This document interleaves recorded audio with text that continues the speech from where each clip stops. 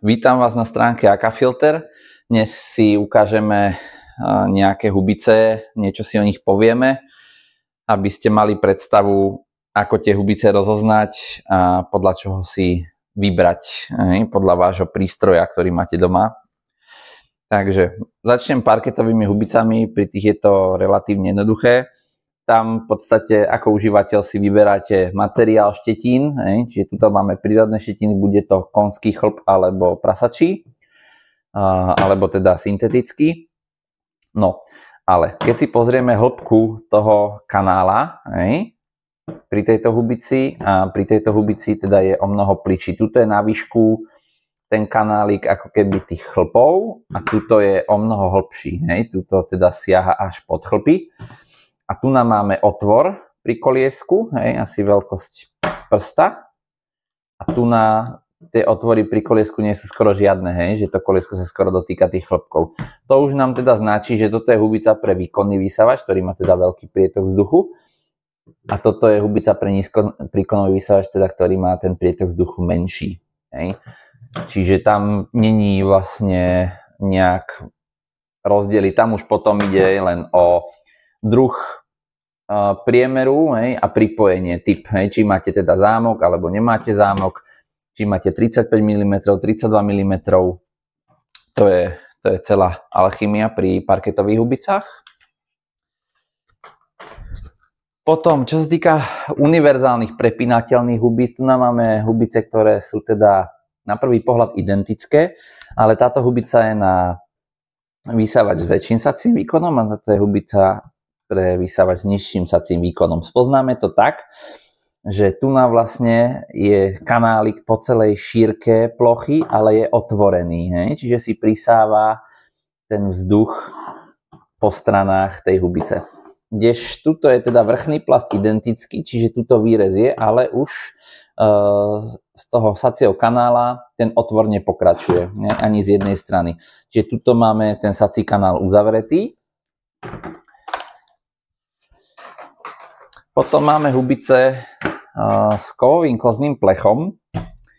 Tu takisto sú ako keby dva typy. Toto sú také typy, ktoré poznáme už dlhé roky, s tým, že táto má teda ten kanálik v strede predelený, táto ho má otvorený.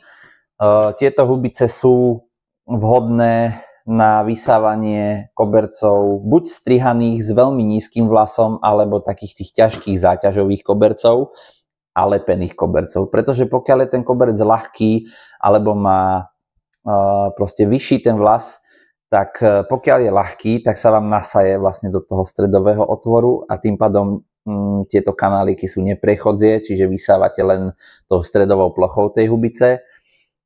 Pri kobercoch s vysokým vlasom tam je to v podstate podobné, že vám tie chlpy vyššie nasaje do tých otvorov a tým pádom tá hubica nevysáva. Čiže vyslovene koberce, ktoré sú veľmi plitké a lepené najlepšie pri týchto typoch hubíc.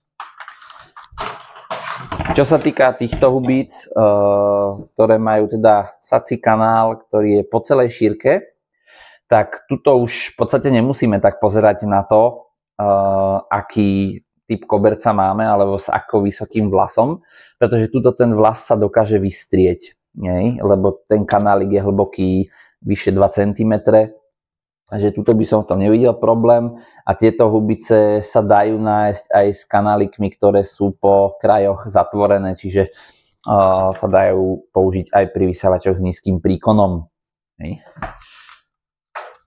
No. Potom tu máme hubice, ktoré sú robené vyslovene pre vysávače nízkopríkonové, bývajú označené ako 4A, 4A+, a proste kopa Ačok.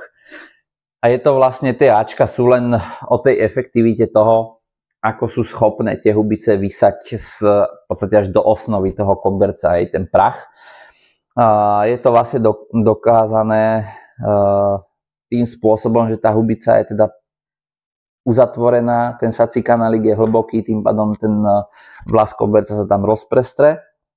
Len teda majú nevýhodu, že tá vnútorná hrana toho sacieho kanálika je ostrá, čiže pokiaľ s ním vysávate strihaný koberec alebo koberec, ktorý má nízky vlas, tak tá hubica buď po ňom skáče, alebo sa do neho kusne a nedokážete s ňou pohnúť. Takže ja vtedy odporúčam tú hranu proste zraziť a máte po probléme.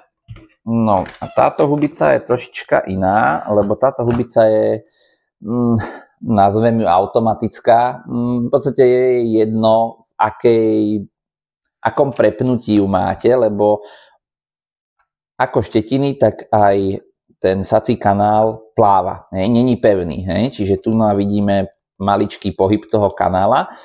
To vlastne uľahčuje to, že tá hubica sa vám nekúše do toho koberca, tým pádom on ako keby uhne. Či ju tlačíte alebo ťaháte.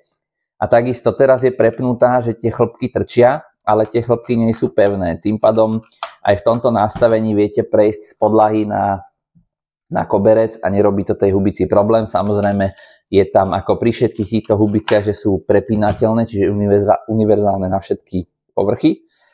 Tak viete vlastne s ňou prejsť takisto z koberca, lebo má kolečka, aj má také mikroplišom polepené.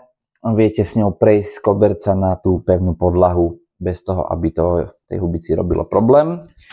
No a potom taká nie je úplne štandardná u nás hubica, je to samozrejme hubica, ktorá je z drahého vysávača, ktorý má teda veľký sací výkon. A teda ten sací výkon je rozdelený do dvoch kanálov, ktoré sú teda veľmi hlboké, s veľkými otvormi po bokoch. Tým pádom nerobí tejto hubici problém vysávať či už koberec s vysokým vlasom, alebo záťažový koberec strihaný s veľmi nízkym vlasom. Čiže toto je malé video ohľadom hubic. Vidíme sa pri ďalšom videu.